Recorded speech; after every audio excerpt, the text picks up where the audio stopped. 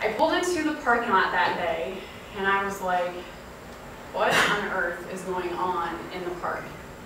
I kind of ignored it. There was a ton of people in the parking lot. I was like, I just want to get into church. I don't know what's going on. So I sat down in the pew next to my mom like I always did. And my mom kind of leaned over and said, someone killed themselves, someone shot themselves, or someone died in the park. That's how she said it. Someone died in the park. And I was like, why is she telling me this? Well, it hit a huge nerve for me because this was number 2. 6 months prior to that, I got a phone call telling me that someone that was extremely close to me had hung himself in Holmesboro Park because of his demons, because of his life, because of his parents, because of the abuse, because of all the demons he let in, and his drug problem. So that was number 2. I was like, you got to be kidding me. And I was devastated, absolutely devastated. And I could not understand how someone, not once, not twice, but 3 times, it took him 3 times to kill himself. It was like, how could life be that bad that you are going to kill yourself? But he did, he checked out. So I remember sitting in the church of his funeral and I just sobbed. I thought, I can't believe this is happening to me. 2 people in my life in a matter of 10 years have died because of the choices we made when we were teenagers. So let me go back to that morning that I was sitting with my mom. So my mom tells me that, and I can't explain it that day, but I sat in church for that 90 minutes and I sobbed, and I could not understand why in the world I was crying like I was. I'm talking crocodile tears, sobbing, cannot stop. My mom's looking at me saying, are you okay? I'm like, I don't know. So I just cried. I got myself together and I left, and I had to go to a birthday party. At 1 o'clock, I get a phone call, and it's Barb. And Barb is hysterical on the phone.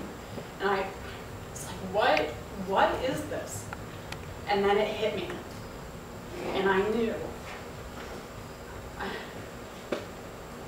And I said, don't tell me it was him in the park.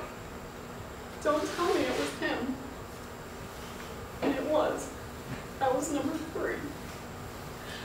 That was Joe. That was Steve's second. Joe had a meth problem. Nobody knew that Joe had a meth problem.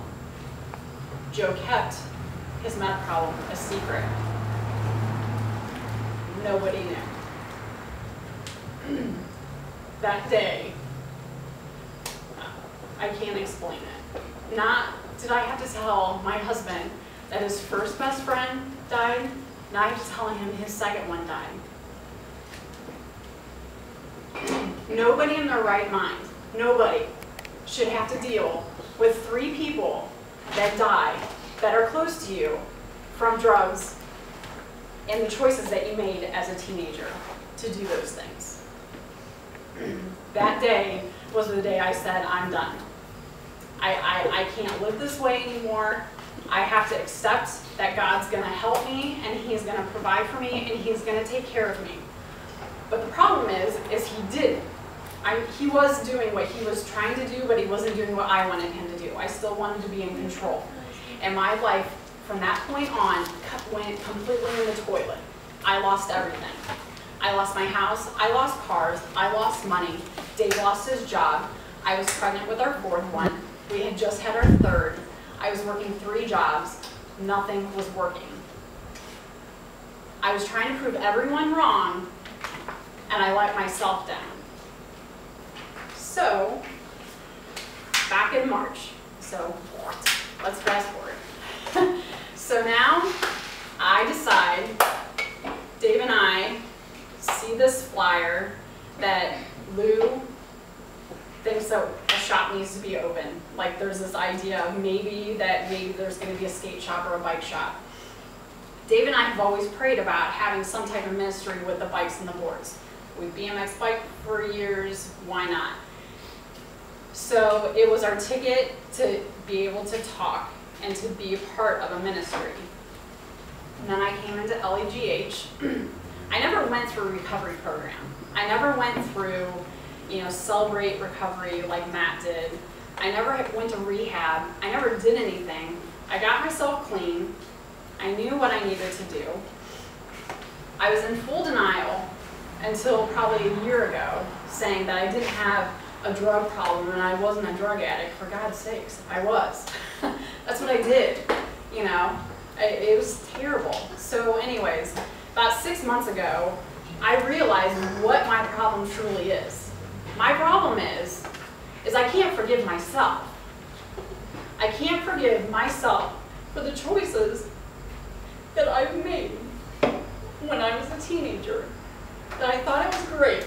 I thought, let's party a little bit, let's get in trouble a little bit. It's all innocent. But the problem is, and no one understands this at your age, that what you're going to have to deal with possibly 20 or 25 years from then. I never ever thought in my life that I was going to bury 3 friends, that I was going to deal with all this hardship and this heartache and what I've done in my life. So I have slowly, since I've realized that this is what my problem is, now I have to step back and I have to start to let God go. Like, I have to just let it go, and I have to understand that this is what He wants from me. He brought me down to my knees, and most of the time when you hear people say, you have to forgive. Well, you can forgive everybody else. I have forgiven everyone else. Anything that has ever happened in my life, I have forgiven them. I don't hold grudges against anyone. It is what it is. But the bottom line is I can't do it to my own self. And I think that that's what happens to a lot of people, is you get stuck because it's like, boo-hoo for me. I've done this, and how do I get out? So I'm kind of, my testimony is more of, of the consequences. I have to live with my consequences of the decisions I made and the consequences. Things aren't peaches and roses, as Jamie and I say. It might look that way, but it's not. And I look like I have it together. I work for a law firm, I have kids, I have a house, everything's great. Ask me if I finished college. No. Ask me how many classes I have left. 4. Why can't I finish? Because I can't. That's a shot in the foot. That was my one ticket to show everyone that I proved you wrong. And at the end of the day, I didn't prove anyone wrong. I proved that, I'm very bullheaded, and, it caught up with me. So there's a song that I want to play. It's 10th Avenue North. It's called Losing. I heard it back in March, maybe May, and I came right in on Wednesday night. I was like, oh my gosh. I'm like, Matt, we gotta listen to this. LEGH really hits home with a lot of you, I think, in here, because we all have some kind of hang-up. We all have something that we have to deal with.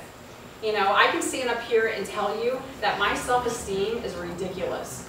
I don't think I'm pretty enough. I don't think I'm skinny enough. I don't think I'm smart enough. I don't think I carry myself well. I don't think people take me seriously. The list goes on and on and on. All of us deal with something, with a parent or a grandparent or something you've done or the choice you've made. It's okay. You gotta let it go. You gotta accept it. So that's it. Come to LEGH. LEGH is a safe place. The guys that are here are the people, the girls. What is said here stays here. And, some people have things, they probably have told their best friends. So it's things that you guys are tired of living with that's keeping you from being who God intended you to be. Think about it, pray about it, because we'll be praying for you. And if you feel the urge to come, show up. But other than that, thanks.